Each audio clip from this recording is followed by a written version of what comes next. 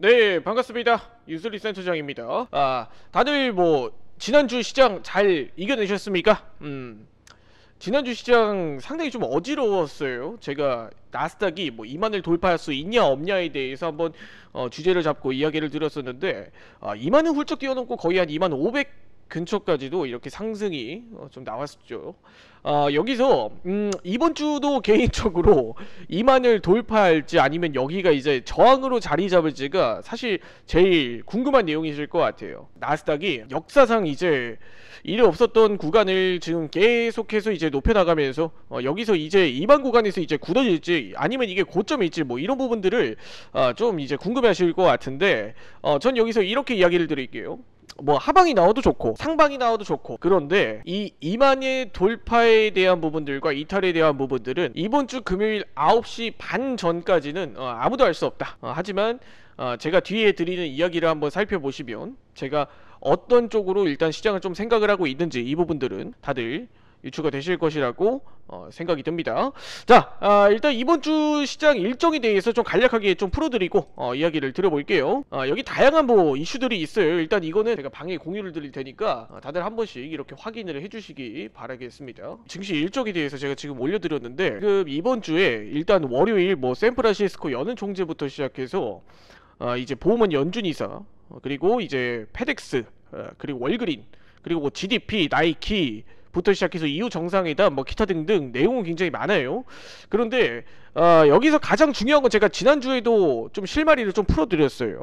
소비자 물가지수 CPI가 좋게 나왔기 때문에 여기서 물가가 잡히고 있다라는 신호를 우리가 시장에서 확인을 해볼 수가 있다. 여기서 그러면은 연준에서 제일 중요하게 보는 소비자 물가지수가 뭘까요? 그러면 연준에서 CPI보다 더 중요하게 보는 소비자 물가지수가 있다라고 하면 이제는 말씀을 드리지 않더라도 아마 다들 아시리라고 믿고 있습니다. 연준에서는 사실 이 소비자 물가지수를 CPI보다 PC를 더 중요하게 보는 경향이 있어요. 예.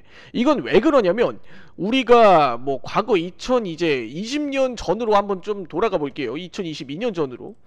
우리가 2020년 이제 팬데믹 사태 이후로 2022년에 또 물가가 한번 크게 오르는 사건이 있었어요. 다들 아실 겁니다. 러시아 우크라이나 전쟁. 그때 이후로 러시아 우크라이나 전쟁이 발생을 하고 여기서 이제 유가가 올라가고 이제 곡물 가격이 올라갔다라는 거죠. 그렇게 해서 이제 CPI에 포함되는 항목 중에서 가장 많은 비율을 차지하는 게 사실 유가랑 이제 곡물, 원자재 가격이라고 할 수가 있어요. 그러니까 이 100%의 비율 중에서 거의 한 50% 60%는 이 유가, 그리고 이제 에너지, 곡물, 이 부분들이 CPI에서는 높게 책정이 돼요. 자, 그러면은 CPI에서 이 두 부분들이 높게 책정이 되면 그럼 나머지 항목이 만약에 올라가면 어떻게 이걸 해석을 해볼 수가 있냐? PC라는 지표가 그 역할을 해준다라는 거죠. CPI에서 계상이 되지 않은 항목들을 PC에선 잡을 수가 있다. 대표적으로 어떤 항목이 있냐?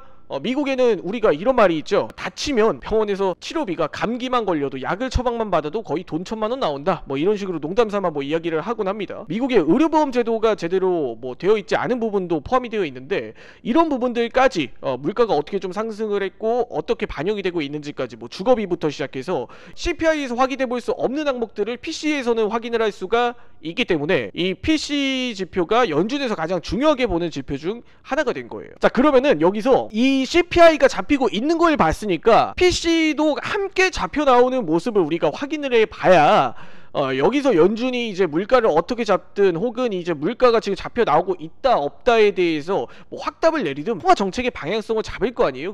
그래서 이 PC가 나오기 전까지는 사실 금리 인하라든지 혹은 물가가 잡히고 있다라는 인플레이션에 대한 자신감이라든지 이런 부분들을 명확하게 확인하기가 어렵기 때문에 제가 이 PC가 나오기 전까지는 아직까지 나스닥 지수를 파악하기는 어렵다. 기업들이 지금 PC 발표를 앞두고 기업 실적을 발표하는 부분들에서 우리가 열쇠를 한번 찾아볼 수 있을 것 같아요. 연준에서 가장 두려워하는 게 어떤 부분이냐면 경기 침체입니다. 물가는 낮아지고 있고 그러면서 이제 경기가 어느 정도 같이 죽어버리는, 결국에는 그런 게 인플레이션의 하락에 당연한 수순이긴 한데, 근데 얘네들이 이제 실적도 악화되고 이제 수익성도 악화되고 이렇게 해서 어쩔 수 없이 금리 인하를 하는 그런 그림이 연준에서 좀 가장 두려워하는 그림이에요. 그러면은 얘네들이 결국에는 소비자 물가지수 발표 이전에 얘네 카니발, 페덱스, 월그린, 나이키 이런 기업들이 실적이 안 좋게 나오면은 우리가 미리 좀 유출해 볼 수가 있겠죠. 이 기업들이 결국엔 소비와 관련된 기업이다 보니까 소비가 줄어들었으니까 얘네 실적이 안 좋게 나온 거 아닐까? 그런 PC도 어느 정도 뭐 낮게 나올 수 있다라는 베이스를 좀 깔고 갈 수가 있겠죠. 자, 그러면은 여기서 이 친구들의 실적이 뭐 100% PC와 연관이 된다라고 이야기 드릴 수는 없습니다. 하지만 우리가 이런 부분들을 하나의 열쇠로 좀 찾아볼 수가 있을 것 같아요. 예, 얘네들이 실적이 안 좋게 나왔다라고 우리가 너무 전망이 안 좋다, 시장이 떨어질 것 같다, 뭐 이런 식으로 볼 게 아니라 얘네들로 인해서 우리가 이 소비자 물가지수가 좀 낮아지고 있구나, 얘네들의 실적이 낮아지고 있다라는 걸 파악을 하고 우리가 한번 대응을 해볼 수가 있지 않을까 싶습니다. 가장 핵심적인 이슈는 금요일 9시 반 좀 예정이 되어 있지 않나 싶어요. 자, 일단 여기서 이제 근원소비지출 물가지수가 좋게 나오면 당연히 시장은 올라가겠죠. 반대로 안 좋게 나오면 당연히 시장은 떨어질 거고, 너무 당연한 이야기지만 지금 시장에서 이 베이스에 큰 변화가 있는지를 한번 우리는 살펴봐야 될 것 같다라는 이야기를 드리고 싶어요. 뭐 그거 말고도 이번 주 시장에서 바라볼 수 있는 뭐 포인트 중에 우리가 대표적으로 여러 개가 있는데, 미증시가 고점 부담으로 인해서 좀 하락이 나온 상태지 않습니까? 여기서 한 두 가지 정도 좀 트리거를 찾아볼 수 있을 것 같아요. 저는 선제적인 이 매도에 대한 좀 베팅이 나왔을 수 있다라고 또 생각이 들고, 또 지난주 금요일날 선물 옵션 만기일이었다 보니까 이 롤오버 물량들의 청산이 좀 나오지 않았을까 싶기도 하고, 연준 월러 이사의 또 발언을 앞두고 미리 좀 물량을 좀 털어낸 게 아닐까 싶기도 합니다.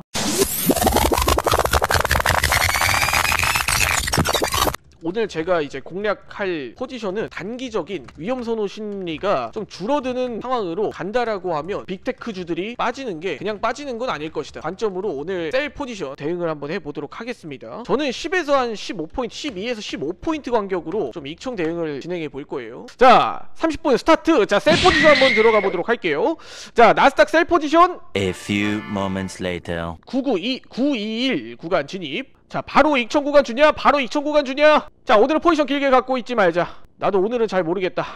일단은 이런 관점에서 다들 쏟아져 내리니까 지금 파란불 완전 난리 났어. 엔비디아, 애플, 마이크로소프트 다 지금 파란불로 지금 고점이라는 심리가 지금 강하게 시장을 압박하고 있는 상황이다 보니 나도 오늘은 셀 포지션으로 한번 편승을 한번 해보자고. 12에서 15포인트만 그냥 깔끔하게 한번 먹고 가자. 아이고, 오늘 참 포지션 길게 들고 있기가 애매한 그런 시장이에요. 지금 매도세가 진짜 장난 아니다라고 좀 판단해 볼 수 있는 자리인데도 참 그렇지.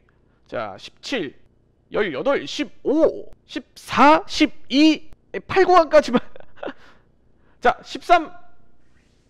자, 음봉의 힘 상당히 강합니다. 자, 10. 아이 참 진짜 한 번만 더. 자, 여기서 나 200불 먹으면 익청할 거야. 자, 익청.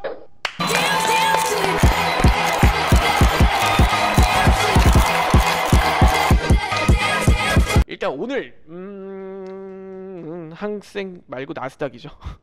나스닥 본장 라이브 방송은 결국에는 매도가 우위였던 시장이었다, 이렇게 이야기를 드리면서 제가 오늘 포지션 공략한 부분들을 한번 살펴봤을 때 위험선호 심리가 이제 줄어드는 상황에서 간다라고 하면 빅테크주들이 빠지는 게 그냥 빠지는 것은 아닐 것이라는 관점으로 오늘은 셀 포지션을 노려봤는데, 여기서 제가 이야기를 했죠. 980, 908 이 아랫골이 달았던 구간들 만약에 깨고 내려가게 되면 오늘은 이제 하방 압력이 더 거칠게 나올 수도 있다라는 거예요. 지금 여기가 프리장 때부터 계속 보면은 한 번, 두 번, 세 번, 네 번, 뭐 지금 사실 저점을 지지하지 못하고 계속 내려가는 구간이다 보니까 뭐 사실 여기서 현물까지 더 빠진다라고 하면 사실 얘네들이 지금 매도 압력이 더 우위에 있는 시장이다라고 볼 수가 있을 것 같아요. 일단은 오늘 221불 이렇게 수익으로 마무리 짓고, 오늘 라이브 방송 야 진짜 매도율을 좀 기가 막히게 좀 본 것 같아요. 일단 진입 타점이 조금 아쉽긴 했어. 그래도 여기서 이 휩소에 당하지 않고 좀 차분하게 확실하게 매도 공략을 통해서 오늘은 수익을 만들어냈습니다. 자, 오늘 라이브 방송 참여해주신 분들, 시청해주신 분들 다들 수고 많으셨습니다. 오늘 방송은 여기까지 이야기를 드리고 마무리 짓도록 하겠습니다. 다들 늦은 저녁 시간까지 시청해주시느라 다들 수고 많으셨습니다. 지금까지 유소림 센터장이었습니다. 다음 시간에 뵙도록 할게요.